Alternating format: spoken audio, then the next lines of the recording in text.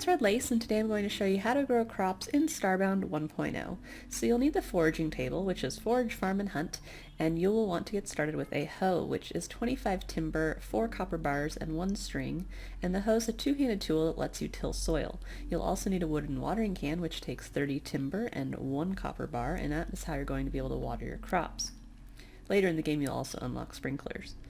So at the primitive furnace you can go here to use your copper ore that you found to make copper bars, and at the spinning wheel or the loom you can use plant fiber to make your string that you need. So we're going to go ahead and do that. And I already had the copper bars. I do need some timber, so we're going to go ahead and make some of that. And if you don't have any timber, you can make this from raw wood, which you can chop down from trees using your matter manipulator. So if we go back here to the foraging table, I'm going to go ahead and make my hoe, and I will also make my watering can. And then you'll be ready to get started in your gardening. So if I go into my inventory here, let's go ahead and find where I put my hoe and my watering can and get them up in my quick slot bars. They are, the hoe is a two-handed, so take note of that when you go to put it in your inventory. It will take up both slots. The watering can is single-handed. So we're going to head up where I've made a little garden spot up here with some lights and got some dirt down. So I'm going to go ahead and take my hoe and I'm going to till the soil. So if this soil had grass on it, you'd actually need to till it twice, once to remove the grass, once to till the soil. But since there's no grass here because I placed the dirt, I can just go ahead and till it once.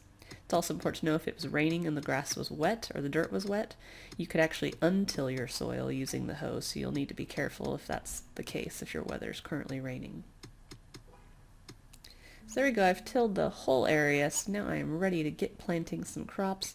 You can find seeds from around the surface of your planet, and also you can find some in chests.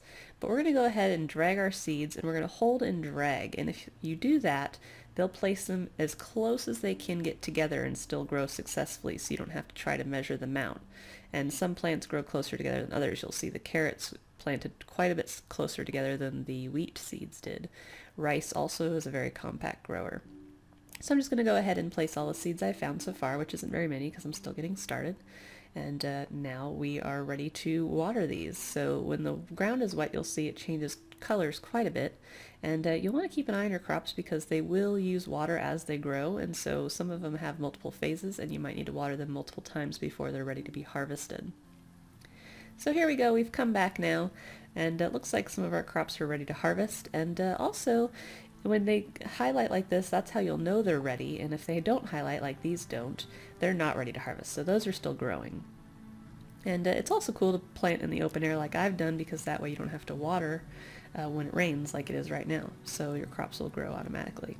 So when you harvest crops, you'll get more seeds back, and so I like to replant the seeds I gain, and you can continue gardening. So thank you for watching, and please subscribe to me on YouTube, follow me on Twitter, and follow me on Twitch, all at Red Lace Gaming. I'm live weekdays starting at 12 noon Pacific Standard Time. Also visit my website, redlacegaming.com. Thanks for watching!